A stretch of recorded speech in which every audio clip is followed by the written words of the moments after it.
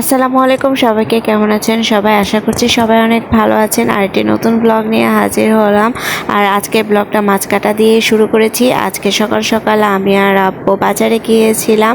তো সেই মাছগুলো আজকে কাটাকাটি করা হচ্ছে। তো এই ব্লগটা আসলে আপনারা ওরা আসার আগে আমি কিছু মাছ কিনে রাখছিলাম। আর আপনারা যেহেতু মাছের মাথা খেতে পছন্দ করে, তো সেই কারণে আমি দুটা রুইয়ের মাছ নিয়েছি। আর এখানে আমি কিছু কচু নিয়েছি, কারণ দেখতেই পেলেন যে আমি চিংড়ি মাছ নিয়েছি। তো সেই চিংড়ি মাছগুলো আমি কচু দিয়ে রান্না করব। তো সর্বপ্রথমে আমি সব কিছু কেটে কুটে নিয়েছি। এই ফুলকপিটা নিয়ে বেশ কয়েকদিন হলো, আপুরা যখন ছিল তখন এই ফুলকপিটা কেনা হয়েছিল, কিন্তু খাওয়া হয়নি সেইভাবে। তো ভাবলাম যে এটা মাছ দিয়ে রান্না করি, রুই মাছ দিয়ে, কারণ ওরা যেহেতু আসবে আর ওরা সম্ভবত রাতে আসবে। তো দুপুরে হালকা পাতলা খাওয়ার জন্য আমি আর আব্বু খাওয়ার জন্য রান্না করব, আর রাতে যেন ওরা এসে খেতে পারে সেই জন্য আমি এই ফুলকপিটা রান্না করছি। শীতের সবজি সবসময় খেতে অনেক ভালো লাগে, আর এখন ফুলকপিও খেতে ভালো লাগবে। যখন আর একটু শীত পড়বে তখন ফুলকপি, বড়ি, কুমড়া বড়ি আর মাছ খেতে কিন্তু অনেক ভালো লাগবে। বিশেষ করে পাটা মাছ দিয়ে ফুলকপি আর কুমড়া বড়ি রান্না করলে কিন্তু অসাধারণ লাগে খেতে। আর একদম গরম গরম খাওয়ার চাইতে যদি একটু ঠান্ডা করে খাওয়া হয় সেটা খেতে অনেক বেশি টেস্টি হয়।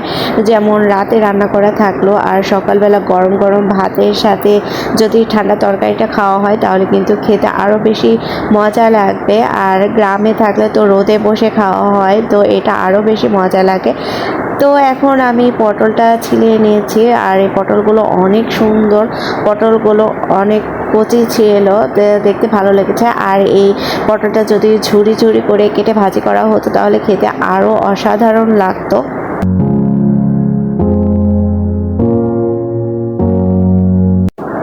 কাটাকাটি করার পরে আমি চলে আসলাম চুলাতে রান্না করার জন্য। আমি যে কয়দিন এখানে থাকবো, তো আমি চাচ্ছি যে চুলাতেই রান্না করতে। তো সর্বপ্রথমে আমি কুচি মাছের রান্না করব। অনেক দিন থেকে চাচ্ছিলাম যে কুচি মাছ খাবো, কিন্তু সেভাবে পাচ্ছিলাম না আর কেনাও হচ্ছিল না। আর কয়েক মাস ধরে তো রাজশাহীতে ছিলাম, তো হঠাৎ করে যখন বাজারে গিয়ে কুচি মাছ পেয়েছি আর সেই লোভ সামলাতে পারিনি, মাছগুলো নিয়ে এসেছি। আর দেখলেন তো আমার ভাবি, তারপরে বড় আপু সবাই মিলে আমাকে মাছ কাটতে সাহায্য করলো, কারণ আমি সেইভাবে আসলে মাছ কাটতে পারি না। তারপরেও চেষ্টা করছি শেখার জন্য। তো তেলের মধ্যে আমি দিয়ে দিলাম এখানে পেঁয়াজ আর কাঁচামরিচ, কারণ যেহেতু দো পেঁয়াজি করবো আর কাঁচামরিচ দিয়ে করলে বেশি ভালো লাগবে। এই মাছটা কিন্তু মাখিয়ে রান্না করা যায়, তবে আমার কাছে মশলাটা কষিয়ে রান্না করা বেশি পছন্দ, কারণ এখন এই মাছটা থেকে অনেক তেল বের হবে, তো ওই তেল দিয়ে আসলে ভাত খেতে অসাধারণ লাগবে। তো আমি এই কারণে আসলে ভালো করে পেঁয়াজটাই ভেজে নিচ্ছি। পেঁয়াজটা ভেজে নেওয়ার পরে আমি এর ভেতরে দিয়ে দিলাম হলুদ গুঁড়ো দিলে যে হলুদের গন্ধ থাকে সেই গন্ধটা রাখবে না। আর এই হলুদটা একদম বাড়িতেই কিন্তু করা। আর আমি আমার ছোট বোন এক জায়গা থেকে হলুদের গুঁড়োটা কিনেছিলাম। হলুদটা ভালো করে একটু ভেজে নেওয়ার পরে আমি এর ভেতরে পানি দিয়ে দিচ্ছি। এইভাবে হলুদ দিয়ে রান্না করবেন, তাহলে কিন্তু হলুদের যে স্মেল থাকে সেটা একদমই চলে যায়। আর আমি একটু হলুদ কমই খাই, তো দেখতে পাচ্ছেন হলুদটা কিন্তু ফুটে আসছে।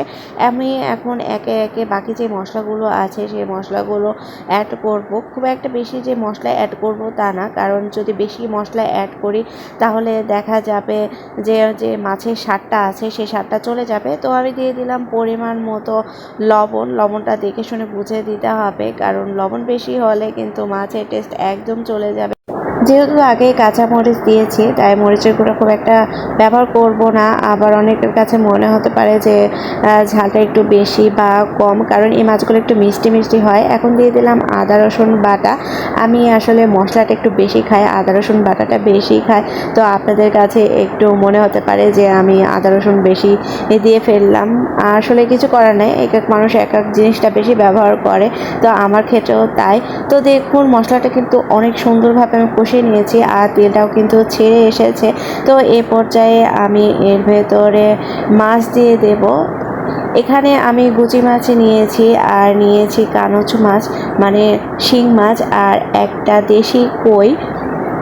একটা না দুইটা দেশি কই ছিল, তো ভাবলাম যে এইটাই আমি রান্না করি। আর দেখতেই পাচ্ছেন যে মাছগুলো কিন্তু বেশ বড়, তাই মাঝখান থেকে কেটে নিয়েছি, তাতে রান্না করার সুবিধা হবে। আমি শিং মাছটা নিলাম কারণ আপু টাটকা মাছ খেতে অনেক পছন্দ করে, আর কুচি মাছ তো আমার অনেকদিন থেকে খেতে ইচ্ছে করছিল। আর কই মাছ, দেশি কই মাছের স্বাদ কিন্তু অসম্ভব সুন্দর হয়। একটু কিছুক্ষণ কষিয়ে নেওয়ার পরে এবার আমি অল্প পরিমাণ পানি দিয়ে দিলাম। এই পানিতেই কিন্তু ঝোলটাও হবে, আবার মাছটাও কিন্তু সুন্দরভাবে সিদ্ধ হয়ে যাবে। আর আমি আগেই বলেছি আমি হলুদের পরিমাণটা একটু কম খাই, এই কারণে মাছটা একটু সাদা সাদা লাগছে।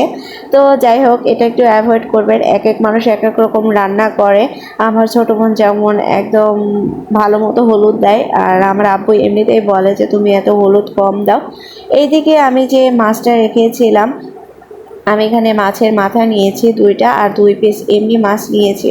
আপু যেহেতু রাতে রুটি খায় তো সেইভাবেই নিয়েছি, আর একটা ছোটা মাছ আছে। তো ভাবলাম যে যেহেতু আব্বু রাতে রুটি খায়, আব্বুকে রুটি বানিয়ে দিলেই হবে। তো আমাদের জন্য এই যে মাছটা আমি রেডি করে নিচ্ছি, মাছ ভাজি করবো। টাটকা টাটকা মাছ খেতে কিন্তু অনেক বেশি ভালো লাগে, তো সেই জন্য আমি এখানে লবণ, হলুদ আর মরিচের গুঁড়া দিয়ে মাছটাকে খুব ভালোভাবে ভেজে নিচ্ছি।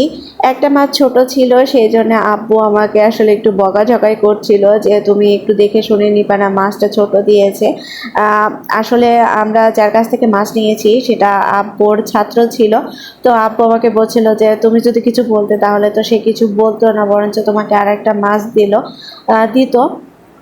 তো আমি বললাম যে আচ্ছা দিয়েছে দিক, আপনারা যেহেতু মাছ খাবে। আর আমরা আসলে সেইভাবে বড় মাছ কিনি না, আব্বু খেতে চায় না, দেখা যায় যে সবগুলো মাছ আমাকেই খেতে হয়, এই কারণে আসলে সেভাবে কেনা হয় না। এখন আমি এখানে কচু রান্না করছি, আর কচুটা আমি একবারে দিয়ে দিয়েছি। আমি প্রথমে কচু দিয়েছি, তার মধ্যে পেঁয়াজ, কাঁচা মরিচ আর এই যে হলুদের গুঁড়া দিয়ে দিচ্ছি। এরপরে আস্তে আস্তে সবগুলো মশলা দেব। এখন আর একটু মরিচের গুঁড়া দিয়ে দিলাম। এই কচুটা আসলে কেনা আমাদের তেমন একটা ঠিক হয়নি, আর আব্বু আসলে অন্য কচু কিনতে বলেছিল, কিন্তু আমরা আসলে ভুলবশত আরেকটা কচু কিনে নিয়ে এসেছি। সেই জন্য আব্বু একটু বকাঝকা করলো যে তোমাদের কিনতে বলেছে একরকম আর কিনেছ আর এক রকম। যাই হোক, মানুষ ঠকতে ঠকতে শেখে। এর পরবর্তীতে যখন কিনবো তখন অনেক সুন্দরভাবে কিনবো।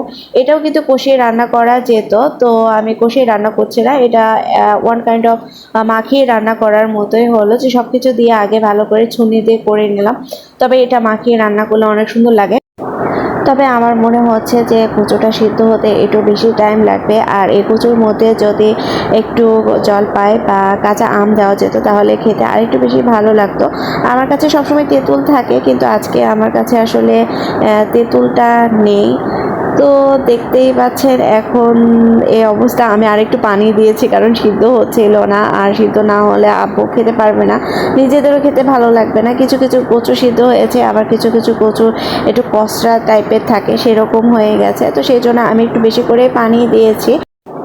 কচুতে যখন বলক চলে এসেছে তখন এর ভেতরে আমি চিংড়ি মাছগুলো দিয়ে দিচ্ছি। চিংড়ি মাছগুলো আরও পরে দিলেও হতো, বাট এখনই দিচ্ছি কারণ চিংড়ি মাছের যে ফ্লেভারটা আছে সেটা যেন কচুর ভেতরে ভালোভাবে ঢুকে যায়। এখন আমি ঢাকনা দিয়ে ঢেকে এটা পুরোটাই রস না মরা পর্যন্ত রান্না করে নেব। এখন দেখে দিচ্ছি তরকারিগুলো কেমন হয়েছে। এটা বুকে খেতে দিয়েছি, আর এই যে কচুর তরকারিটা খেতে অনেক ভালো হয়েছে, আমি অনেক ভালোভাবে সিদ্ধ করেছি। আর ওইদিকে চুলার উপরে আমার ফুলকপির তরকারিটা আছে, ওটার রেসিপি আমি আপনাদের সাথে শেয়ার করলাম না। তো আশা করছি আজকের ব্লগটা আপনাদের কাছে ভালো লেগেছে। সবাই ভালো থাকবেন, সুস্থ থাকবেন। আল্লাহ হাফেজ।